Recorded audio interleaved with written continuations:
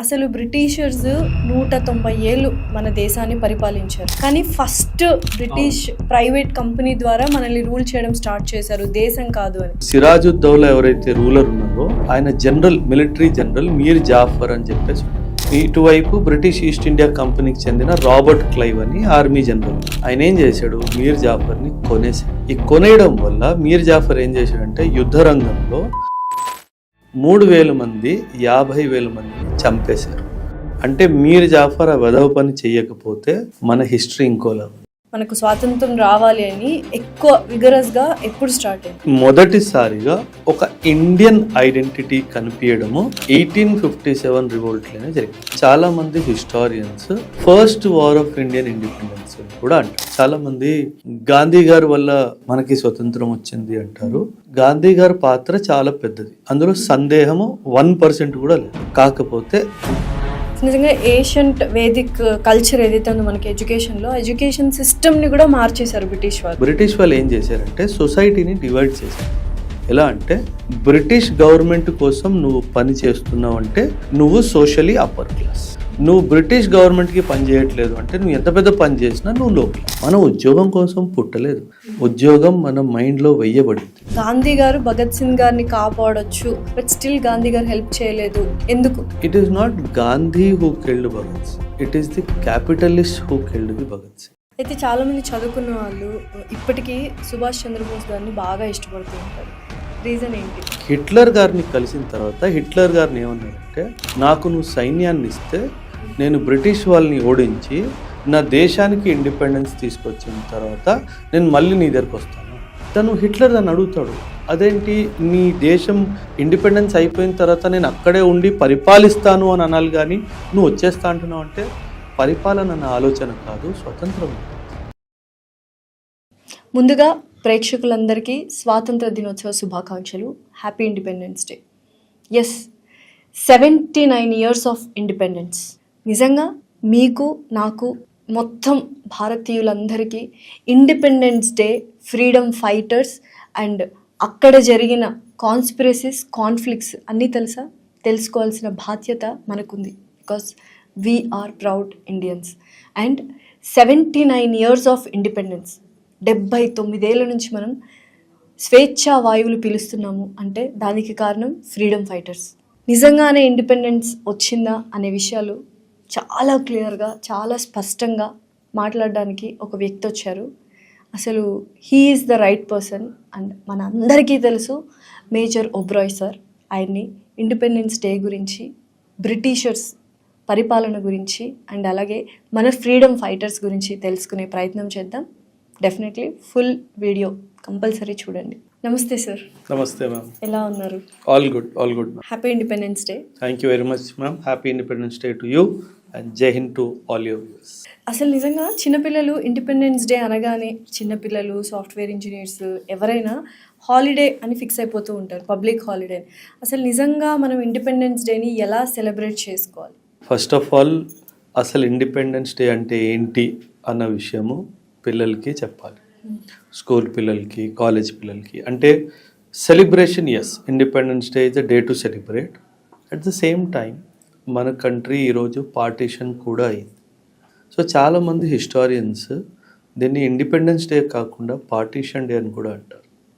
So ఆ partition history ఏంటి, మనకి బ్రిటిష్ వాళ్ళ పరిపాలన నుంచి ఎలా మనకి పొలిటికల్ ఫ్రీడమ్ వచ్చింది, మన ఫ్రీడమ్ ఫైటర్స్ ఎవరు, ఎన్ని ప్రాణాలు పోయాయి, ఎంత కష్టపడితే ఈ స్వాతంత్రం వచ్చింది, ఈ విషయాలన్నీ పిల్లలకి చెప్పాలి. సో ఇది హాలిడే కాదు, ఖచ్చితంగా ఆ రోజు స్కూల్స్ ఉండాలి. స్కూల్స్లో మార్నింగ్ నుంచి ఈవినింగ్ వరకు ఒక్కొక్క ఆస్పెక్ట్ ఆఫ్ మన ఇండియన్ ఫ్రీడమ్ స్ట్రగుల్ కానీ, ఇండియన్ నేషనల్ మూమెంట్ కానీ దాని గురించి చెప్పాలి. కానీ దరిద్రం ఏంటంటే ఇది ఒక హాలిడేలా మారిపోయింది. సో ఇంకా చాలా మందికి independence day and republic day difference చాలా మందికి తెలియదు.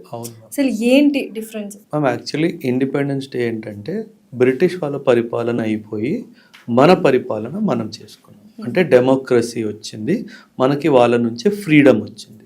ఇది 15th August 1947కి జరిగింది. కాకపోతే 1946 నుంచే మన రాజ్యాంగం రాసుకోవడం ఆ పని మొదలైంది. 26th January 1950 రోజు ఈ రాజ్యాంగం మనం ఏదైతే రాసుకున్నామో దాన్ని అడాప్ట్ చేసుకున్న రోజు. ఓకే. అందుకే దీన్ని రిపబ్లిక్ డే అంటారు. రిపబ్లిక్ అనే పదానికి అర్థం ఏంటంటే ఎవరైతే మన హెడ్ ఆఫ్ ది స్టేట్ ఉంటారో, లైక్ మన ఇండియాలో president is the head of the state. మన ప్రెసిడెంట్ ఒక మొనార్క్ కాదు, ఒక ఫ్యామిలీకి చెందిన వాళ్ళు కాదు, డెమోక్రాటికలీ ఎలక్టెడ్ పర్సన్. ఆ కంట్రీని రిపబ్లిక్ కంట్రీ అంటారు. ఓకే. అందుకే 26 జనవరి 1950 రోజు మన దేశము రిపబ్లిక్ అయింది. ఓకే. అందుకే జెండా వందనం మనం వెళ్తాం కదా స్కూల్కి. 15th ఆగస్ట్ అయితే జెండా కింద నుంచి పైకి వెళ్తుంది. 26 జనవరి అయితే జెండా మధ్యలో ఉంటుంది. ఎందుకంటే ఆల్రెడీ మనకి స్వతంత్రం వచ్చింది కాబట్టి. 15th ఆగస్ట్ 1947లో ఏంటి, బ్రిటిష్ ఫ్లాగ్ దింపి మన ఫ్లాగ్ని పైకి తీసుకురావడం జరిగింది. అండ్ 26 జనవరి 1950 ఏంటి, ఆల్రెడీ మన ఫ్లాగే ఉంది.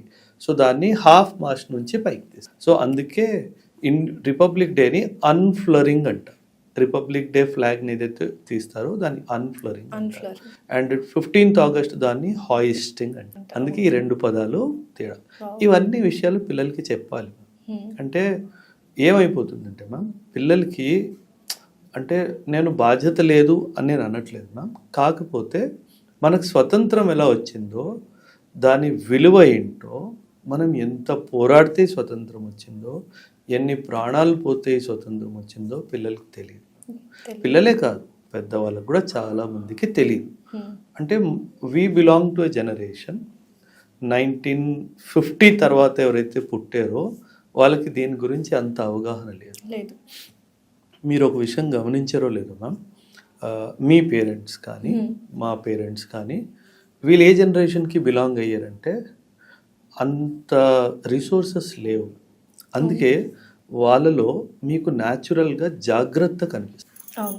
బట్టలే కానివ్వండి, వాళ్ళ సామాన్లే కానివ్వండి, పుస్తకాలే కానివ్వండి, కిచెన్లో గిన్నెలే కానివ్వండి, పొదుపుగా వాడుకోవడము, జాగ్రత్తగా వాడుకోవడం. ఈ జనరేషన్ 80s 90s తర్వాత పుట్టిన జనరేషన్ పొదుపు మీకు కనిపించదు.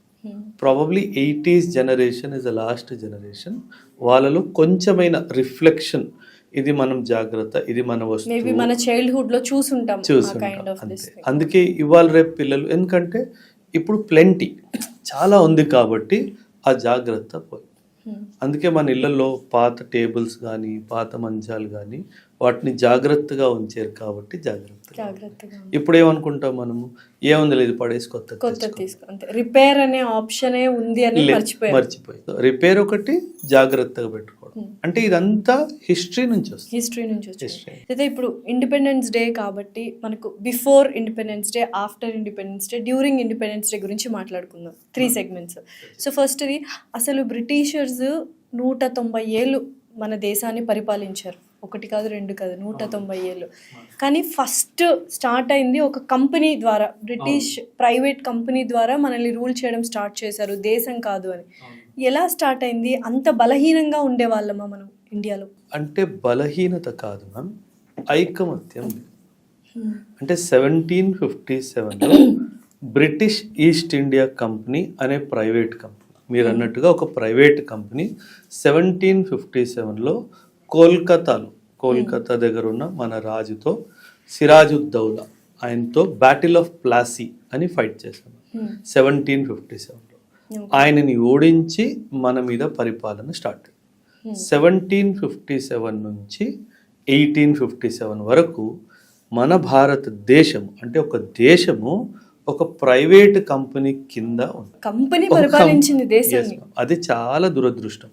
అంటే మన దగ్గర ఐకమత్యం లేదు కాబట్టి. ఇన్ఫ్యాక్ట్ 1757 వార్ స్టోరీ కూడా అసలు అంటే సిరాజుద్దౌలా ఎవరైతే రూలర్ ఉన్నారో ఆయన మిలిటరీ జనరల్ మీర్ జాఫర్ అని చెప్పేసి ఉండేవారు. ఇటువైపు బ్రిటిష్ ఈస్ట్ ఇండియా కంపెనీకి చెందిన రాబర్ట్ క్లైవ్ అని ఆర్మీ జనరల్ అనమాట. ఆయన ఏం చేశాడు, మీర్ జాఫర్ని కొనేశాడు. ఈ కొనేయడం వల్ల మీర్ జాఫర్ ఏం చేశాడంటే యుద్ధ రంగంలో ఆయన కింగ్డమ్ సిరాజుద్దౌలా పక్కన నిల్చున్నాడు కానీ ఫైట్ చేయలేదు. అందుకే ఈస్ట్ ఇండియా కంపెనీ వాళ్ళు 3000 మందే సైనికులు.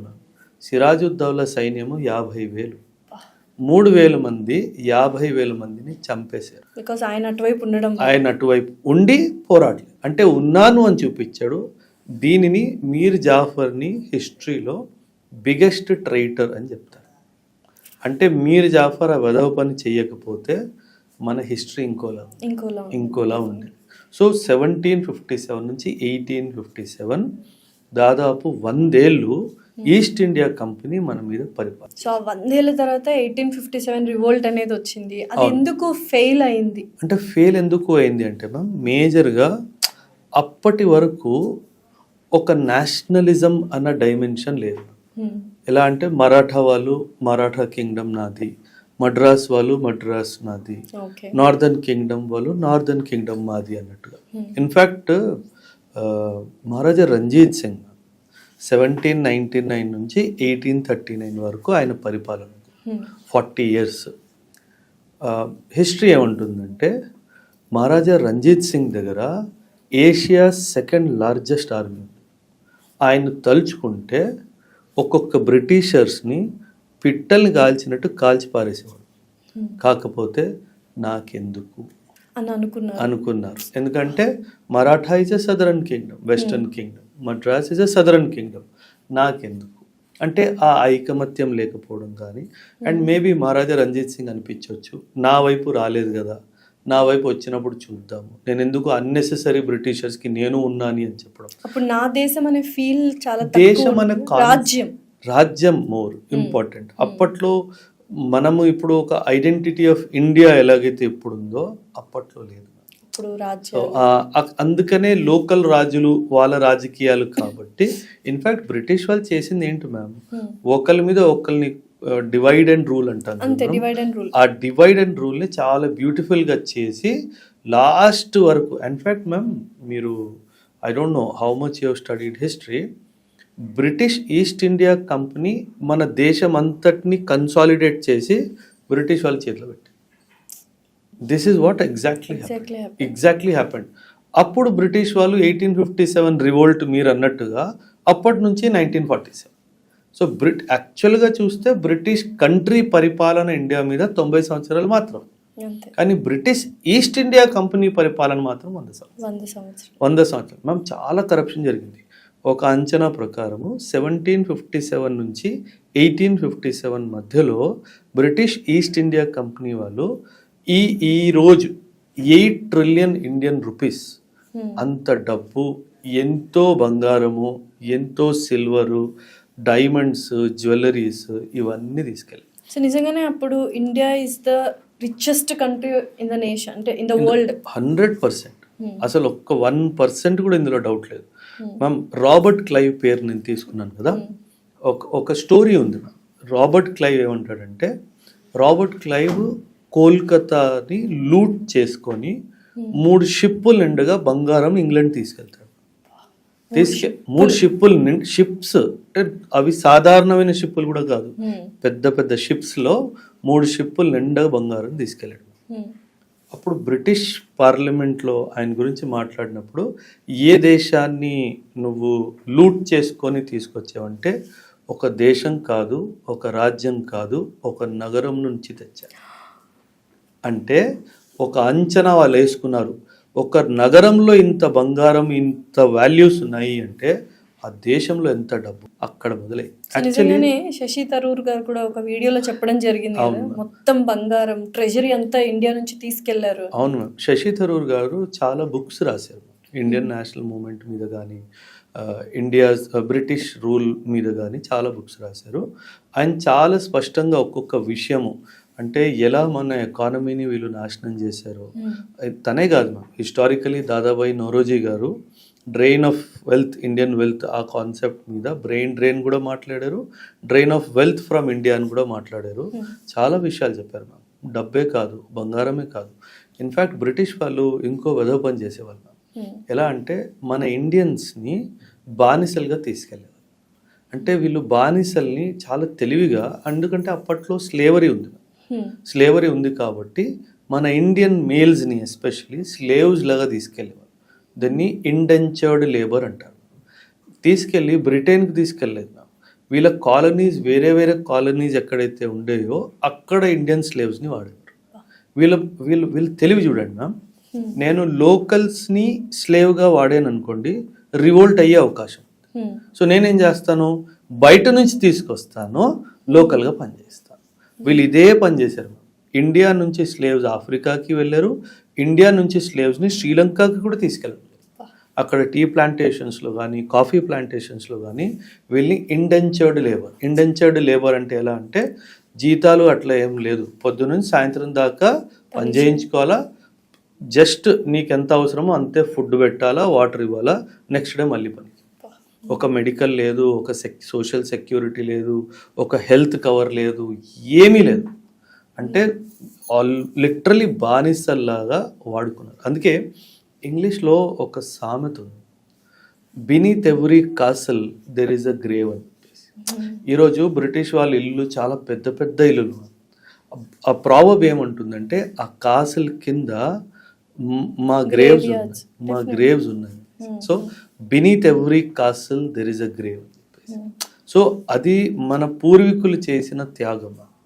సో ఈ విషయాలన్నీ స్కూల్ పిల్లలకి చెప్పాలి, అప్పుడే మన దేశం మీద దేశభక్తి పెరుగుతుంది. సో ఇవన్నీ జరుగుతున్నప్పుడు ఎక్కడో సప్రెషన్ నుంచి వచ్చింది రివోల్ట్ కానీ ఫ్రీడమ్ ఫైటర్స్ కానీ అందరూ ఎలా స్టార్ట్ అయింది మన రివోల్ట్, ఇంకా మన దేశాన్ని మనం కాపాడుకోవాలి, మనకు స్వాతంత్రం రావాలి అని ఎక్కువ విగరస్గా ఎప్పుడు స్టార్ట్ అయింది అంటే మ్యామ్ మనము అందుకే 1857 రివోల్ట్ని చాలా మంది historians first war of Indian independence అని కూడా అంటారు. అంటే మొదటిసారిగా ఒక ఇండియన్ ఐడెంటిటీ కనిపించడము 1857 రివోల్ట్లోనే జరిగింది. బట్ అక్కడ కూడా అంటే రాణి ఝాన్సీ లక్ష్మీబాయి జస్ట్ ముందు వీళ్ళందరూ కూడా వాళ్ళ సొంత లాభాల కోసమే ఆ రివోల్ట్ చేశారు అని విన్నాను. But what is that story? అంటే ఎలా ఉంటుందంటే మ్యామ్, ఈ లైన్ ఆఫ్ థాట్ ఎందుకు వచ్చింది అంటే, ఒకవేళ ఝాన్సీ లక్ష్మీబాయి తన ఏరియా బ్రిటిష్ ఆక్యుపై చేసుకోకపోతే అసలు మనకు ఝాన్సీ లక్ష్మీబాయి ఎవరో తెలిసేదే కాదు. So but that is a very narrow interpretation. తను తన రైట్కి పోరాడింది, ఒక మహిళ అయ్యి ఉండి as a hero she fought. In fact Jhansi Lakshmibai bravery గురించి బ్రిటిష్ వాళ్ళు చాలా గొప్పగా రాసుకున్నారు, మన వాళ్ళు ప్రశ్నిస్తున్నారు, అది మన దుర్భాగ్యం. కానీ బ్రిటిష్ వాళ్ళు తన బ్రేవరీ గురించి చాలా గొప్పగా రాశారు. తన కొడుకు లేదు అన్న దాన్ని బట్టి కూతురు ఉంది కాబట్టి తన రాజ్యాన్ని తీసుకోవాలి అన్న పాలసీ ఏదో ఉంది. డాక్ట్రిన్ ఆఫ్ ల్యాబ్స్ అంటారు. So when it was taken then she fought for her king. తన కింగ్డమ్ కోసం పోరాడింది, తను మన స్వతంత్రం కోసం ఏం పోరాడలేదు అన్నది ఒక ఆలోచన. కాకపోతే 1857ని మనం ఒక పాయింట్ ఆఫ్ ఇండియన్ నేషనలిజంగా భావించవచ్చు. ఇన్ఫ్యాక్ట్ ప్రాబబ్లీ 1857 ఆ బ్యాటిల్ ఆఫ్ ఇండియన్ ఇండిపెండెన్స్లో, ఫస్ట్ వార్ ఆఫ్ ఇండియన్ ఇండిపెండెన్స్లో హిందూ ముస్లిం యూనిటీ చాలా డీప్గా అబ్జర్వ్ చేశారు బ్రిటిష్ వాళ్ళు. సో బ్రిటిష్ క్యాబినెట్కి ఒక విషయం ఏం అర్థమైపోయిందంటే 1857 వార్ తర్వాత రెండు విషయాలు జరిగాయి. బ్రిటిష్ వాళ్ళకి ఒక విషయం ఏం అర్థమైందంటే ఇంకా బ్రిటిష్ ఈస్ట్ ఇండియా కంపెనీకి ఇవ్వడానికి వెళ్ళారు. సో బ్రిటిష్ ఇండియా కంపెనీని వెనక్కి పంపించేసి వీళ్ళు బ్రిటిషర్స్ డైరెక్ట్గా కంట్రోల్ తీసేసుకున్నారు. సో అందుకే 1857 to 1947 మాత్రమే, ఈ 90 సంవత్సరాలు మాత్రమే బ్రిటిష్ పరిపాలన మన మీద. రెండోది ఏం జరిగిందంటే, బ్రిటిష్ వాళ్ళకి వీళ్ళు ఎప్పుడైనా సరే మ్యామ్ ఇలా రివోల్ట్లు జరిగిన తర్వాత కూర్చొని వీళ్ళు ఆలోచిస్తారు అసలు ఇది ఎందుకు జరిగింది. అందులో మొట్టమొదటి పాయింట్ వీళ్ళకి అర్థమైంది ఏంటంటే, వీళ్ళలో ఐకమత్యం చాలా గట్టిగా ఉంది. ముస్లిమ్స్లోను, హిందూస్లోను, మిగతా బిలీఫ్ సిస్టమ్స్లో కూడా ఐకమత్యం చాలా ఎక్కువగా ఉంది. దీన్ని బ్రేక్ చేయాలి. సో అప్పటి నుంచి ఆ హిందూ ముస్లిం డివిజన్ని చాలా స్ట్రాంగ్గా బ్రిటిష్ వాళ్ళు ఒక స్టేట్ పాలసీ లాగా తీసుకురావడం స్టార్ట్. అయితే నాకు ఇక్కడ అర్థం కాని విషయం అంటే, బ్రిటిష్ ఆర్మీ మన ఇండియాలో 60,000 మంది మాత్రమే ఉన్నారు, రైట్? బ్రిటిష్ ఇండియన్ ఆర్మీ అయితే 25 లక్షల మంది ఉన్నారు, 25 కోట్ల ఇండియన్స్ ఉన్నారు. కానీ ఎందుకు వాళ్ళని ఎదిరించలేకపోయారు ఈ 25 లక్షల మంది British Indian army? British army వాళ్ళు, బ్రిటిష్ సిటిజన్స్ ఒక 60,000 మంది, ఇండియన్ రాజుల దగ్గర తీసుకున్న సైనికుల సంఖ్య 25 లక్షలు మీరు అన్నట్టుగా. కాకపోతే వీళ్ళు ఏం చేసేవాళ్ళంటే మ్యామ్, నేను మరాఠా నుంచి ట్రూప్స్ని తీసుకున్నాను అనుకోండి, వాళ్ళని పంజాబ్లో పెట్టాను. పంజాబ్లో ట్రూప్స్ తీసుకున్నాను అనుకోండి, వాళ్ళని మద్రాస్లో పెట్టారు as a British officer. And వీళ్ళు ఇండియన్ సోల్జర్స్ని ఆఫీసర్ పొజిషన్స్ ఇవ్వలేదు. సో ఆ 60,000 మంది ఎవరైతే బ్రిటిషర్స్ ఉన్నారో వాళ్ళు senior officers, middle level officers వాళ్ళు ఉన్నారు. సో వాళ్ళు రూల్ చేసేవాళ్ళు, వాళ్ళు చెప్పేవాళ్ళు, commands pass command. So complete control వాళ్ళు ఎస్టాబ్లిష్ చేసేవారు. అందుకే 60,000 మంది 25 లక్షల మంది మీద శాసనం చేశారు. వాళ్ళ సహాయంతో మీరు అన్నట్టుగా 25-30 క్రోర్స్ ఇండియన్ పాపులేషన్ని కంట్రోల్ చేశారు. మనం చూడండి, అసలు ఇప్పుడు మనకి నవ్వుగా అనిపిస్తుంది, బట్ అప్పట్లో చూడండి, అంటే మన మనుషుల్ని తీసుకొని మన మీదే శాసనం చేశారు.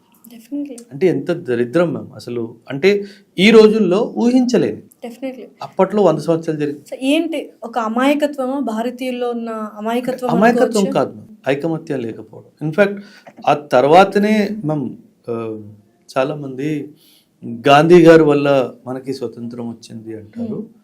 గాంధీ గారి పాత్ర చాలా పెద్దది, అందులో సందేహము 1% కూడా లేదు.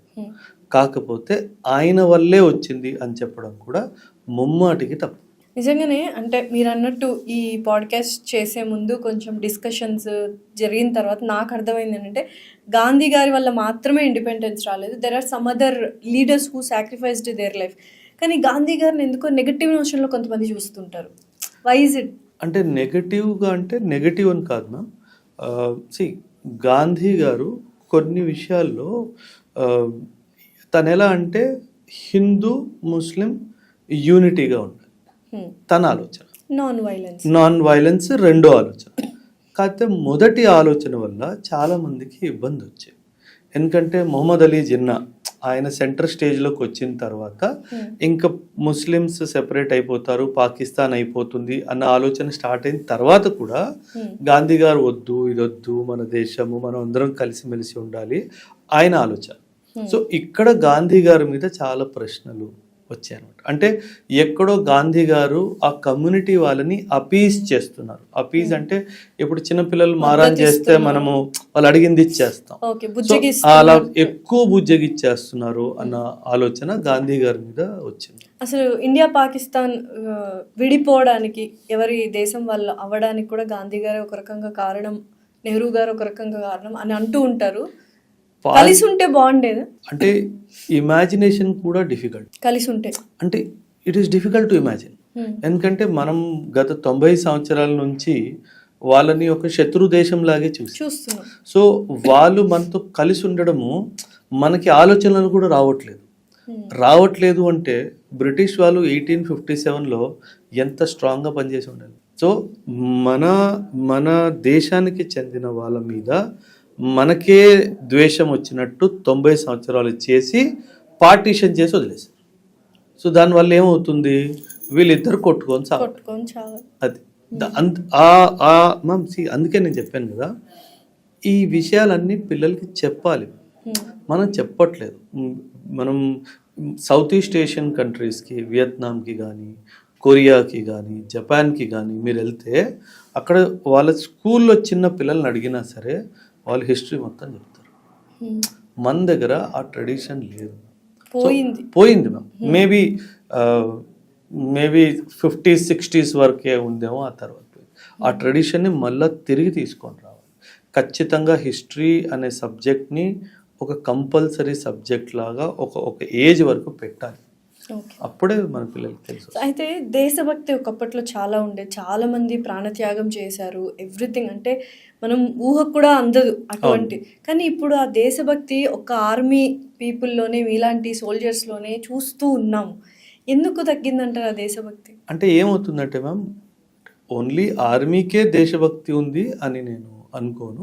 డెఫినెట్గా నార్మల్ సిటిజన్ కూడా దేశభక్తుడై ఉంటాడు. అంత ఇంటెన్స్గా లేదేమో అనిపిస్తుంది. ఇంటెన్సిటీ తగ్గొచ్చు, ఇందులో డౌట్ లేదు. కాకపోతే మేము ఒక మాట, ఒక సోల్జర్కి ఎంత దేశభక్తి ఉండాలో అంతే ఉండాలి, ఒక పౌరుడు కూడా దేశభక్తి ఎంత ఉండాలో అంతే. ఇద్దరికి సరి సమానంగా అది ఉండదు కూడా. ఎందుకంటే నేచర్ ఆఫ్ వర్క్ అది కాదు. కాబట్టి తను పొద్దున్న లేస్తే మేబీ బ్రిటిష్ కంపెనీకే పనిచేస్తున్నాడు, ఇప్పుడు కూడా మేబీ ఫారిన్ కంపెనీకి పనిచేస్తున్నాడు. సో ఇన్ఫ్యాక్ట్ ఏమవుతుందంటే మ్యామ్, ఒకసారి మనకు స్వతంత్రం వచ్చిన తర్వాత సమయం అలా గడుస్తూ ఉన్న కొద్దీ ఆ దేశభక్తి భావన తగ్గుతూ వస్తుంది, మనకి ఇండివిజువలిజం పెరుగుతూ. సో ఏమవుతుందంటే ఒక collective spirit of the nation నుంచి మనం ఒక ఇండివిజువల్ ఐడెంటిటీ వైపు వెళ్ళిపోతాం. సో దానివల్ల కూడా దేశభక్తి తగ్గుతుంది. అండ్ ఇంకోటి ఇప్పుడు కన్జ్యూమరిజం ఎక్కువైపోయింది. అంటే ఇది నాది, ఈ ఆస్తి నాకు కావాలి, పెళ్ళయ్యే ముందు నా పేరు మీద ఒక ఫ్లాట్ ఉండాలి, రిటైర్ అయ్యే ముందు 3 ఫ్లాట్లు ఉండాలి, బ్యాంకులో 2 కోట్లు ఉండాలి అని అనుకుంటాం. అప్పట్లో ఏంటి మ్యామ్, 1920s 30sలో మనం స్వతంత్ర భారతదేశంలో గాలి పీల్చుకోవాలి, మన దేశం జెండా అక్కడ ఉండాలి, నేను దానికే సెల్యూట్ చేయాలి. అప్పట్లో ఫ్లాట్ లేదు కదా మ్యామ్, ఆ భావన అసలు ఆ థాటే లేదు కదా. ఆ థాట్ నాకు ఇప్పుడు వస్తుంది, ఎందుకంటే నా జెండా నా ఇంటి మీద ఉంది. ఆ ఇంటి మీద జెండా లేకపోతే ఇప్పుడు కూడా నాకు అదే థాట్ వస్తుంది, నాకు జెండా నాది కావాలి. ఆ సప్రెషన్ కానీ ఇది లేవు కాబట్టి ఆ సఫోకేషన్ లేదు కదా మ్యామ్. ఇమాజిన్ మీరు హైదరాబాద్లో ఉంటారు, మీరు కార్ తీసుకొని మీ పేరెంట్స్ని తీసుకొని ఒక మాల్కి వెళ్తారు. ఆ మాల్ ఎంట్రీలో 2 డోర్స్ ఉన్నాయి, ఇది బ్రిటిషర్స్ డోరు, ఇది ఇండియన్ డోర్స్. మీకు ఎలా అనిపిస్తుంది? బాధేస్తుంది. ఇన్ఫ్యాక్ట్ బ్రిటిష్ వాళ్ళు మనల్ని కింద చూపించడానికి చాలా ప్లేసెస్లో బోర్డులు ఏం పెట్టేవారు తెలుసా? Indians and dogs are not permitted beyond this point. అంటే వాళ్ళు మనల్ని కుక్కలతో పోల్చిన రోజులు ఉన్నాయి. మనది కాన్ఫిడెన్స్ అంతా చంపే. ఎగ్జాక్ట్లీ. అంటే and in fact there is a concept బ్రిటన్లో, వైట్ మ్యాన్స్ బర్డన్ అంటారు. వైట్ మ్యాన్స్ బర్డన్ అంటే వీళ్ళు ఏమంటున్నారంటే, మీరు అన్సివిలైజ్డ్, మిమ్మల్ని సివిలైజ్ చేసే బాధ్యత మాది. అంటే తను ఒక సివిలైజేషన్, నాది 5000 సంవత్సరాల హిస్టరీ మ్యామ్. నా Vedic culture is the most advanced culture of the world at that time. ఆ దేశాన్ని నువ్వు అన్సివిలైజ్డ్ అని చెప్పేసి, నేను సివిలైజ్ చేస్తాను అని చెప్పేసి ఇలా, అంటే మనం కూడా వాటికి లొంగిపోయాం. ఇన్ మెనీ వేస్ మనం కూడా లొంగిపోవడం వల్ల ఆ భావన. నిజంగా ఏషియంట్ వేదిక్ కల్చర్ ఏదైతే ఉందో మనకి ఎడ్యుకేషన్లో, ఎడ్యుకేషన్ సిస్టమ్ని కూడా మార్చేశారు బ్రిటిష్ వాళ్ళు కంప్లీట్గా. ఇన్ఫ్యాక్ట్ లార్డ్ మెకావులే రిపోర్ట్ ఉంది, లార్డ్ మెకావులే 1835 రిపోర్ట్. తను బ్రిటిష్ పార్లమెంట్కి ఒక రిపోర్ట్ ఇచ్చాడు ఇండియన్ ఎడ్యుకేషన్ సిస్టమ్ మీద. తను ఏమన్నాడంటే, ఈ దేశాన్ని మనము ఎక్కువ కాలం పరిపాలించాలి అంటే వీళ్ళ ఎడ్యుకేషన్ సిస్టమ్ని మనం మార్చాలి. వీళ్ళ ఎడ్యుకేషన్ సిస్టము ఒక ఆలోచించే మనిషిని తయారు చేస్తుంది, ఆ ఆలోచించే మనిషిని మనం తొలగించాలి. అప్పుడు ఏం చేయాలి? ఎడ్యుకేషన్ సిస్టమ్ని పాడు చేయాలి. అప్పుడు నుంచి మేము అందుకే ఇప్పుడు పేరెంట్స్ మేము సింపుల్, గ్రాడ్యుయేషన్ అయిపోయింది అనుకోండి, మీకు పేరెంట్స్ మీకు ఒక ప్రశ్న ఇస్తారు, నాన్న ఉద్యోగం రాలేదా? మనం ఉద్యోగం కోసం పుట్టలేదు, ఉద్యోగం మన మైండ్లో వెయ్యబడింది. బ్రిటిష్ వాళ్ళు ఏం చేశారంటే సొసైటీని డివైడ్ చేశారు. ఎలా అంటే, బ్రిటిష్ గవర్నమెంట్ కోసం నువ్వు పని చేస్తున్నావు అంటే నువ్వు సోషలీ అప్పర్ క్లాస్, నువ్వు మిలిటరీ సర్వీస్ అయ్యొచ్చు, సివిల్ సర్వీస్ అయ్యి ఉండొచ్చు, ఎనీ సర్వీస్కి నువ్వు పని చేస్తున్నావు అంటే నువ్వు అప్పర్ క్లాస్. నువ్వు బ్రిటిష్ గవర్నమెంట్కి పని చేయట్లేదు అంటే నువ్వు ఎంత పెద్ద పని చేసినా నువ్వు లో క్లాస్. సో ఏమైపోయింది, over a period of time మన చదువు పూర్తయిన తర్వాత బ్రిటిష్ గవర్నమెంట్లో సర్వీస్ తెచ్చుకోవాలి, ఇది ఒక ఆబ్జెక్టివ్ ఆఫ్ లైఫ్ అయిపోయింది. కానీ మన Vedic culture objective of life ఉద్యోగం అనట్లా. ఆబ్జెక్టివ్ ఆఫ్ లైఫ్ ఏమంటుంది, నువ్వెవరివి తెలుసుకోవాలి. సో వీళ్ళేం చేశారు, ఉద్యోగము అనే ఒక పురుగు మన బుర్రలో వేసేసారు. అందుకే సమాజం ఈరోజు కూడా ఎవరైతే ఉద్యోగం చేస్తాడో వాడినే గౌరవిస్తుంది, కానీ స్వయంగా ఎవరన్నా ఏమైనా చేసుకుంటే వాళ్ళని గౌరవించు. నేను చెప్పాను అనుకోండి, ఐఎమ్ అన్ IAS ఆఫీసర్ అని చెప్పాను అనుకోండి, నాకు 100 పెళ్లి సంబంధాలు వస్తాయి. నాది ప్రైవేట్ బిజినెస్ అండి అని చెప్పాను అనుకోండి, రావు. ఎందుకంటే ఆ యాక్సెప్టెన్స్ లేదు. ఉద్యోగం ఉంటే అది కామన్ థింగ్. సో ఆ ఉద్యోగం అన్నది మన మైండ్లో వెయ్యబడింది. అండ్ ఇన్ఫ్యాక్ట్ ఇప్పుడున్న జనరేషన్ పిల్లలు చాలా lucky ma'am. I'm an 80s kid, okay. అప్పట్లో బిజినెస్ అనే పదం కూడా నెగటివ్. వినలేదు కాదు, విన్నాము. నేను బిజినెస్ చేస్తాను నాన్న, ఆ బిజినెస్ ఆలోచనే తప్పు, బిజినెస్ అనే పదమే తప్పు. సో మైండ్ని అలా బ్రెయిన్ వాష్ చేశారు.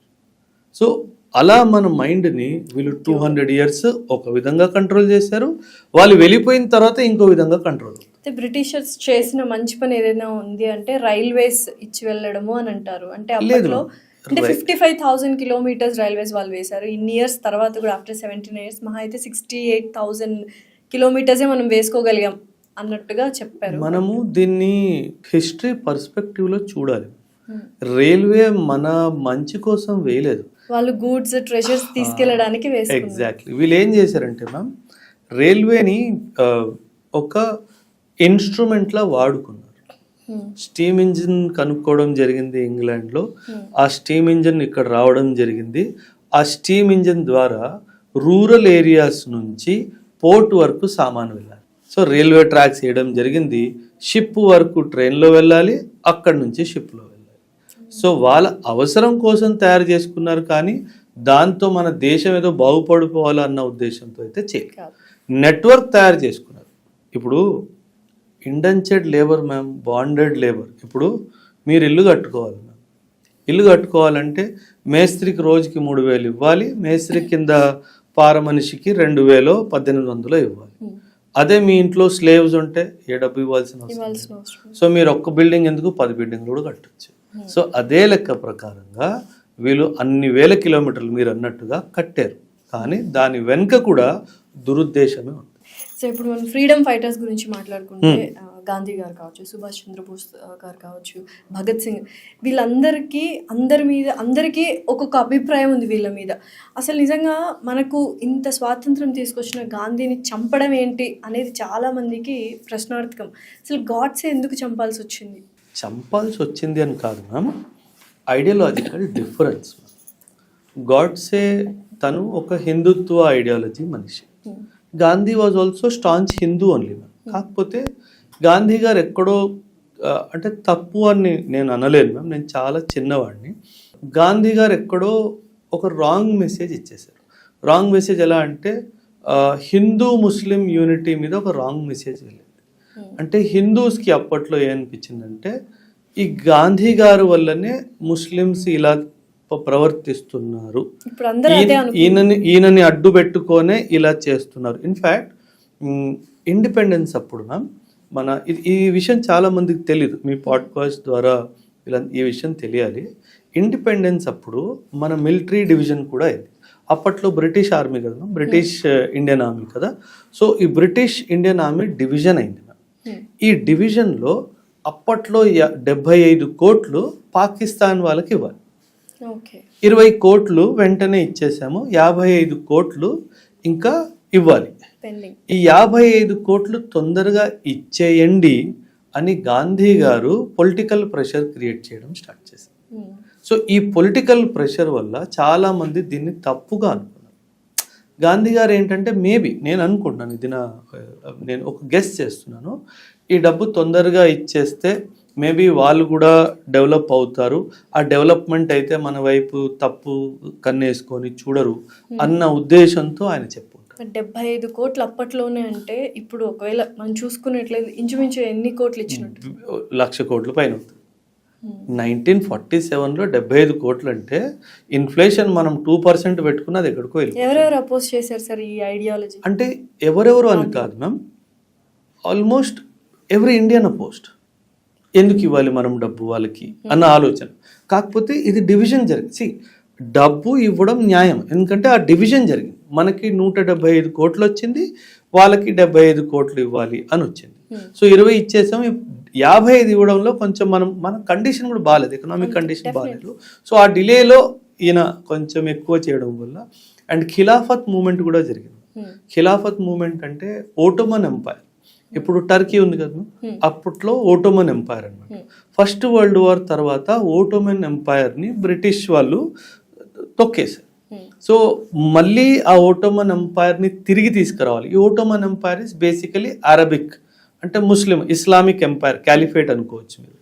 గాంధీ గారు దాన్ని సపోర్ట్ చేశారు. ఇది మన హిందుత్వ గ్రూప్కి అస్సలు నచ్చలేదు. So Godse primarily killed Gandhi because he thought that Gandhi గారు ముస్లిమ్స్ని సపోర్ట్ చేస్తున్నారు. నువ్వు ఒక హిందూ అయి ఉండి నువ్వు ముస్లిమ్స్కి ఎందుకు సపోర్ట్ చేస్తున్నావు ఆ కక్షతో గాంధీ గారిని చంపారు. చంపేసి అయితే చాలామంది చదువుకున్న వాళ్ళు ఇప్పటికీ సుభాష్ చంద్రబోస్ గారిని బాగా ఇష్టపడుతూ ఉంటారు. రీజన్ ఏంటి? అండ్ ఆయన గురించి కూడా కొత్త మాట్లాడుకుందాం. మీరు పర్మిషన్ ఇస్తే ఆ లిస్ట్లో నేను నా పేరు కూడా రాసుకుంటాను. అంతే అంతే. ఎందుకంటే మ్యామ్ మీరు ఇండియన్ హిస్టరీని డెప్త్గా చదువుకుంటే మాత్రము if you give me the permission, Bhagat Singh తర్వాత భగత్ సింగ్ లాంటి ఎవరైనా పుట్టారు అంటే అది సుభాష్. 1941లో he was under house arrest. Britishers ఆయనని హౌస్ అరెస్ట్లో పెట్టారు.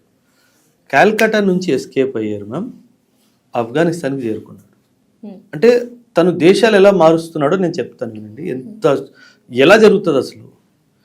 కాల్కటా నుంచి ఆఫ్ఘనిస్తాన్కి వెళ్ళారు, ఆఫ్ఘనిస్తాన్ నుంచి సోవియట్కి వెళ్ళాడు, ఇప్పట్లో రష్యా. రష్యా నుంచి ఇటలీకి వెళ్ళారు, ఇటలీ నుంచి జర్మనీకి వెళ్ళి హిట్లర్ కలిశాడు. అంటే 1940స్లో వరల్డ్ వార్ జరుగుతుంది మ్యామ్. అంటే వరల్డ్ వార్ జరుగుతున్నప్పుడు ఎవ్వరికి దొరకకుండా, అండ్ ఆఫ్ఘనిస్తాన్లో కూడా బ్రిటిష్ వాళ్ళే ఉన్నారు అప్పుడు. ఆఫ్ఘనిస్తాన్ కూడా బ్రిటిష్ వాళ్ళ కిందనే ఉంది. అది మ్యామ్. అండ్ ఇంకో విషయము, హిట్లర్ గారిని కలిసిన తర్వాత హిట్లర్ గారిని ఏమన్నారంటే, నాకు నువ్వు సైన్యాన్ని ఇస్తే నేను బ్రిటిష్ వాళ్ళని ఓడించి నా దేశానికి ఇండిపెండెన్స్ తీసుకొచ్చిన తర్వాత నేను మళ్ళీ నీ దగ్గరకు వస్తాను. అంటే ఎందుకు అన్నారంటే, హిట్లర్ ఏమన్నారంటే, ఐ లైక్ యువర్ నేషనలిజం, నువ్వు నా దగ్గర పనిచేయాలి, నేను చేస్తాను, నాకు ట్రూప్స్ ఇవ్వు, నేను ఫైట్ చేసి వస్తాను, నాకు ఇండిపెండెన్స్ వచ్చేసిన తర్వాత వచ్చి నీ బానిసలా బతుకుతాను.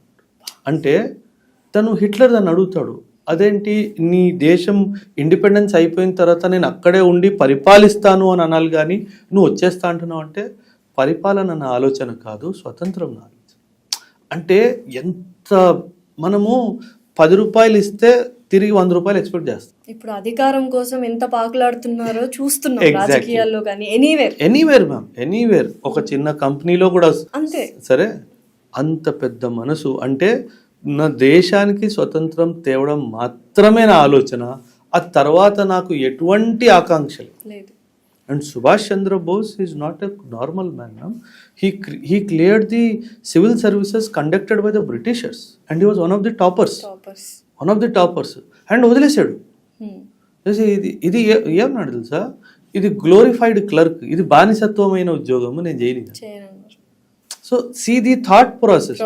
అండ్ జర్మనీ నుంచి జపాన్కి, మ్యామ్ వరల్డ్ మ్యాప్లో జర్మనీ ఎక్కడ ఉంది, జపాన్ ఎక్కడ ఉంది?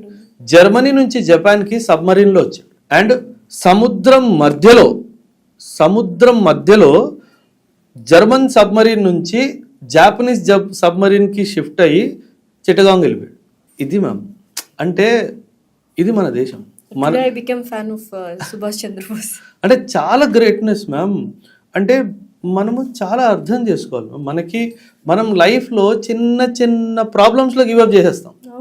ఇది అవ్వట్లేదు, అది నా వల్ల కాదు, నెక్స్ట్ ఏంటి అంటే ఎస్కేపిజం, షార్ట్ కట్, ఫెయిల్యూర్ అయితే డిప్రెషన్ లోకి వెళ్ళిపోవడం, all these things are happening. చూడండి, తను జపాన్ వెళ్ళడం ఏంటి, జాపనీస్ని, ఎందుకంటే జాపనీస్ మ్యామ్ చాలా మంది ఇండియన్స్ని ప్రిజనర్స్ ఆఫ్ వార్లో తీసుకున్నారు. మళ్ళీ జపాన్ వాళ్ళతో కలిసి ఆ ప్రిజనర్స్ ఆఫ్ వార్ని తీసుకొని ఇండియన్ నేషనల్ ఆర్మీ అప్పటికి ఎస్టాబ్లిష్ అయిపోయింది. ఆ ఇండియన్ నేషనల్ ఆర్మీ తీసుకొని బ్రిటిష్ వాళ్ళ మీద దాడికి వచ్చారు సుభాష్ చంద్రబోస్. అండ్ మనకు స్వతంత్రం వచ్చిన తర్వాత ఈ భూమి మీద అడుగు పెట్టలేదు. తైవాన్లో ఒక ఎయిర్ క్రాష్లో చనిపోయారు అని ఒక రిపోర్ట్, కానీ చాలామంది చెప్తారు ఆయన తర్వాత he would have gone to Germany. And 1960స్లో ప్యారిస్లో ఒక ఈవెంట్లో ఆయన ఏదో ఫోటోగ్రాఫ్లో వెనక కనిపించారు అన్నది కూడా ఒక ఇది ఉంది.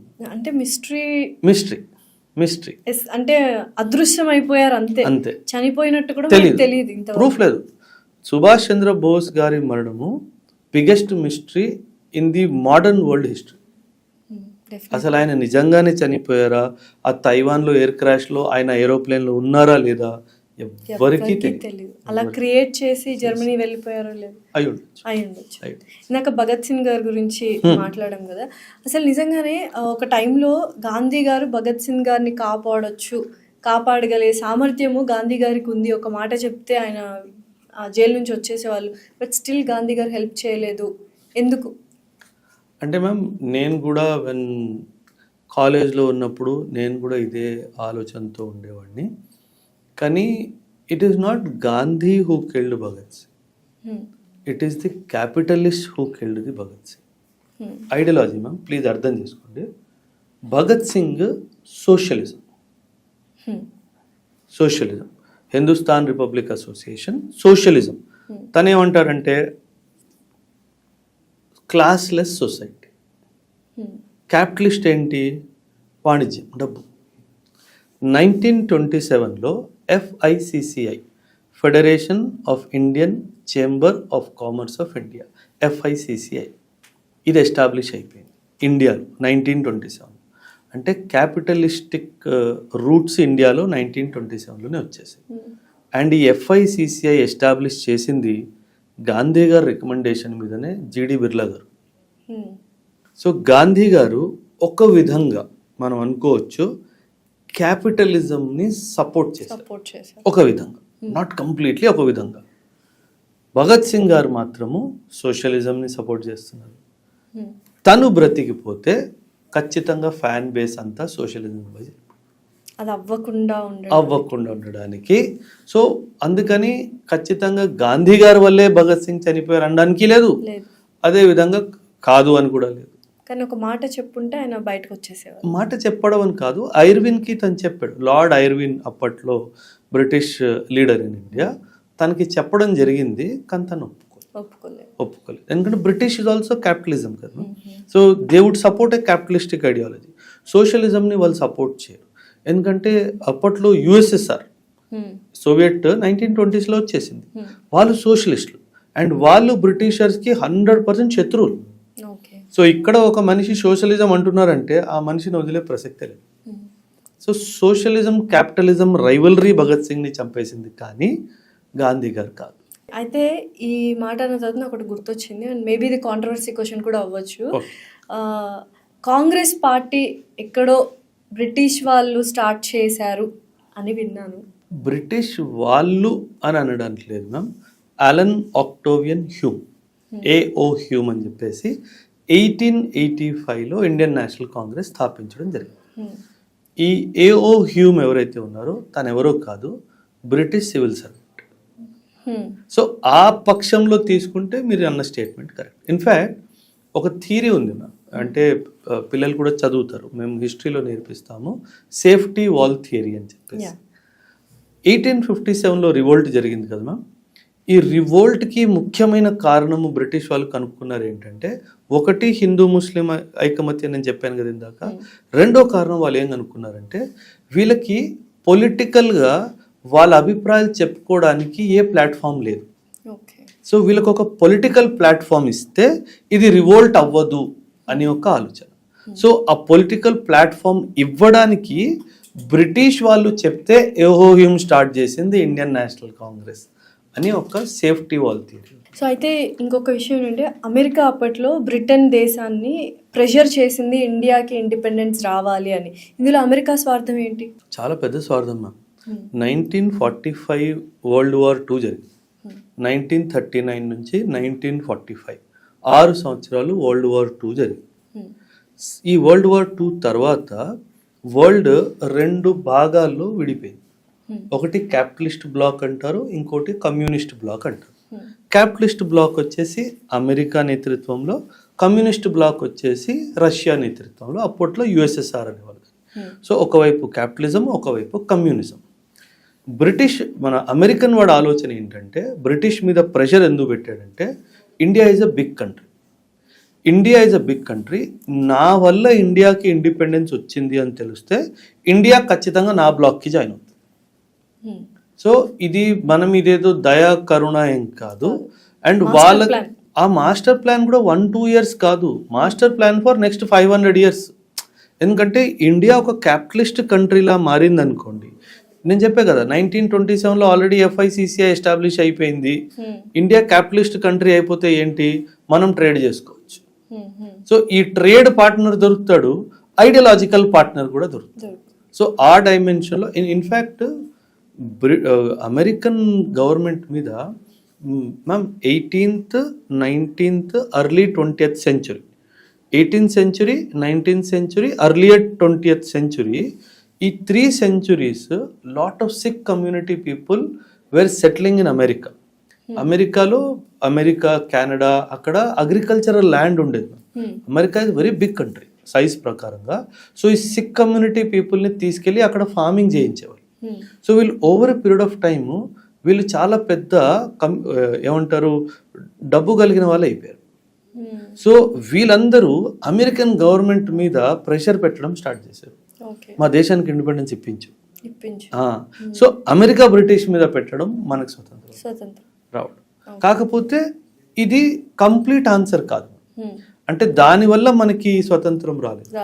మనకి స్వతంత్రం రావడానికి in fact British prime minister Clement Attlee, మనము ఇండిపెండెన్స్ అయినప్పుడు క్లెమెంట్ యాట్లీ అని బ్రిటిష్ ప్రైమ్ మినిస్టర్, తను ఏమన్నాడు తెలుసా, మీరు అనుకున్నట్టు మేము గాంధీ గారి వల్ల మేము మీకు ఇండిపెండెన్స్ ఇవ్వట్లేదు, సుభాష్ చంద్రబోస్ వాళ్ళు ఇచ్చారు.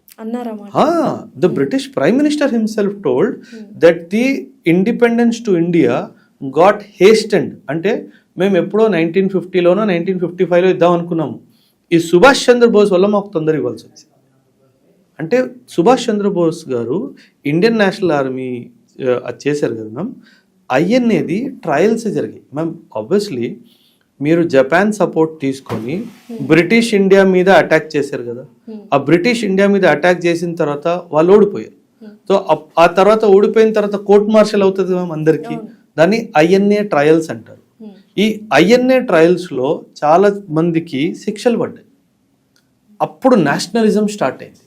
అండ్ ఇది ఇలాగా ఉండగా రాయల్ ఇండియన్ నేవీలో మ్యూటినీ స్టార్ట్ అయింది. అంటే బ్రిటిష్ ఇండియన్ నేవీలో మ్యూటినీ స్టార్ట్ అయింది. ఆ మ్యూటినీలో 20,000 మంది సోల్జర్స్ పైగా 78 షిప్స్లో మేము మీ కింద పనిచేయమని చెప్పేసి. సో ఈ మ్యూటినీ అంటే డిఫెన్స్ సర్వీసెస్లో మ్యూటినీ అవగానే బ్రిటిష్ వాళ్ళకి ఒకటి అర్థమైపోయింది ఏంటంటే ఇంకా మనం ఇండియాలో ఉండలేదు. So Gandhi is not the responsible, Subhash Chandrabose is the responsible for the independence. So but ఇప్పుడు సుభాష్ చంద్రబోస్ గారి గురించి మన దేశంలో ఆయన పేరు తప్పితే ఎవరికి ఏం తెలుసు? అంటే బ్యాక్ ఎండ్ లో చాలా చేశారు, అంటే ఇంకా చాలా తెలుసుకోవాలి. చాలా ma'am, they are the real sons of the soil. They are the real sons కదా మ్యామ్. వాళ్ళ ఇండివిజువాలిటీని పక్కన పెట్టి నాకు దేశమే ముఖ్యం అన్న వాళ్ళ గురించి కదా మనం చదువుకోవాలి. డెఫినెట్లీ. ఇప్పుడు నేను గాంధీ గారిని కూడా చాలా కొలుస్తాను. ఎందుకు అంటే మ్యామ్, ఈరోజు నెహ్రూ గారి ఫ్యామిలీ అనగానే ఇందిరాగాంధీ గారు, రాజీవ్ గాంధీ గారు, ఇప్పట్లో ఉన్న రాహుల్ గాంధీ గారు, వీళ్ళందరూ వస్తున్నారు. అసలు గాంధీ గారు, మన మహాత్మా గాంధీ గారు, అసలు వాళ్ళ ఫ్యామిలీ మెంబర్స్ ఎక్కడున్నారు? అంటే వీళ్ళు ఏంటంటే మనకి స్వతంత్రం వచ్చిన తర్వాత నేను ప్రైమ్ మినిస్టర్ అవుతా, నేను ప్రెసిడెంట్ అవుతా అని ఎప్పుడు చెప్పలేదు. అందుకే మనం అంత గౌరవంగా, అంత ఇష్టంగా ఆయన్ని ఫాదర్ ఆఫ్ ది నేషన్ అంటాం. ఎందుకంటామంటే ఆయనకి ఎటువంటి పొలిటికల్ ఆస్పిరేషన్స్ లేవు, కేవలం నా దేశానికి నేను ఇండిపెండెన్స్ ఇప్పించాలి, అందుకే కదా ఆయన్ని ఫాదర్ ఆఫ్ ది నేషన్ అంటాం. సో ఇవన్నీ క్యాల్కులేషన్స్ ఉన్నాయి. అంటే మనం ఒకటే పాయింట్ని పట్టుకొని ఈయన మంచి ఆయన చెడ్డ ఆయన అని చెప్పడానికి కూడా లేదు. సార్, జలియన్ వాలా బాగ్ మారణ హోమము 1919లోనే ఎందుకు జరిగింది? 1910లో ఎందుకు జరగలేదు? 1930లో ఎందుకు జరగలేదు? Why this year? World War I 1915 to 1919 జరిగింది. 1914, 1915 to 1919 వరల్డ్ వార్ 1 జరిగింది. వరల్డ్ వార్ 1లో బ్రిటిష్ వాళ్ళు మన ఇండియన్ సోల్జర్స్ని కూడా యూరోప్కి తీసుకెళ్లారు ఫైట్ చేయడానికి, బ్రిటిష్ వాళ్ళ తరపున ఫైట్ చేయడానికి. సో అందులో ఏం జరిగిందంటే బ్రిటిష్ వాళ్ళ తరపున మనం ఫైట్ చేస్తున్నాం కాబట్టి జర్మన్స్ని, ఫ్రెంచ్ వాళ్ళని మన సోల్జర్స్ చంపారు. ఎందులో? World war 1లో. 1918, 1919 వచ్చేసరికి ఈ సోల్జర్స్ అందరూ తిరిగి రావడం జరిగింది. బ్రిటిష్ వాళ్ళకి ఏమనిపించింది అంటే ఇప్పుడు వీళ్ళు నాతో కలిసి ఇంకొక వైట్ మ్యాన్ని చంపాడు కాబట్టి నా మీద భయం తగ్గిపోయింది, నా మీద భయం మళ్ళీ తీసుకురావాలి అంటే, ఆ భయాన్ని మళ్ళీ తీసుకురావాలి అంటే వీడికి నేను రాజుని, నువ్వు స్లేవ్వి అని చెప్పాలి. అది ఎలా చెప్పాలి? నేను నిన్ను చంపుతుంటే నీ ప్రజలందరూ నిన్ను చూడాలి. జలియన్ వాలాబాగ్ ఒక ప్లేస్ ఎలాంటిదంటే అదొక మైదాన్ మ్యామ్. ఒక గేట్, ఎంట్రీ గేట్, అందరూ లోపల ఉన్నారు. ఒక ఎంట్రీ గేట్ని బ్లాక్ చేసి అక్కడ ట్రూప్స్ని పెట్టి బ్రిటిష్ జనరల్ డయర్ కాల్పులు స్టార్ట్ చేశారు. అంటే ఆగకుండా ఒక 10 నిమిషాలు ఎలా పడితే అలాగా Yes. చేసేసారు. ఎంతో వేల మంది చనిపోయారు. అంటే ఎస్కేప్ అయ్యే దారి ఇవ్వకుండా చంపాడు ఈ జనరల్ డయర్. ఇది జరిగింది 1990. ఈ జనరల్ డయర్ని షహీద్ ఉధమ్ సింగ్ 1940లో లండన్కి వెళ్ళి చంపాడు. ఇది నిజమైన దేశభక్తి. 21 ఇయర్స్ అయిన ఆయన్ని ఫాలో అయ్యి మరి 21 ఇయర్స్ తర్వాత లండన్లో వెళ్ళి మరి చంపాడు. అసలు 20 years he waited for just imagine, మనము 3 నెలలు 4 నెలలు ఓపిక నశించిపోతుంది. ఎగ్జామ్ ప్రిపేర్ అయినా యూట్యూబ్ లోనే స్కిప్ బటన్ వచ్చేసింది, ఓపిక లేక 10 సెకండ్స్ 15 సెకండ్స్ యాడ్స్ కి. ఎగ్జాక్ట్లీ 21 ఇయర్స్ ఓపిక బట్టి ఈ మారణ హోమానికి ఎవరైతే కారకులో వాళ్ళని చంపాడు. అందుకే హిస్టరీ చదవాలి. హిస్టరీ చదివితే మీ లైఫ్ మారిపోతుంది.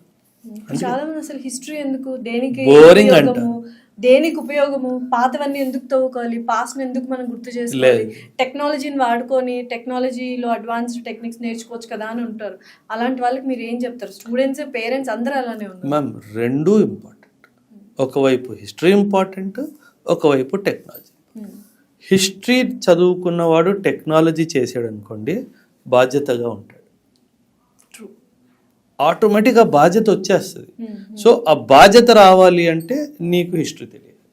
బీడు భూములు, బ్యారన్ ల్యాండ్స్, ఫెమైన్స్ ఎక్కువగా కరువులు ఉండేవి అప్పట్లో వాళ్ళు రూల్ చేసినప్పుడు. ఇప్పుడు అసలు అవి కనిపించట్లేదు ఎక్కడో. అంటే నాకు తెలుసుకున్న ఇండిగో ఫీల్డ్ అవి చేస్తున్నారు దానివల్ల. ఎందుకు అప్పట్లో అన్ని ఫెమైన్స్, కరువులు వచ్చేవి మన ఇండియాకి? యాక్చువల్లీ ఒక భూమి, ఒక నేల, ఏం పండించాలో అది రైతు ఇష్టం. కానీ బ్రిటిషర్స్ అప్పుడు అలా కాదు. వీళ్ళు ఏం చేశారు, మనం తినే తిండి పంట పండించకుండా కమర్షియల్ క్రాప్స్ పండించడం స్టార్ట్ చేశారు. ఎందుకంటే వాళ్ళకు దాని నుంచి ప్రాఫిట్స్ ఎక్కువగా వచ్చాయి.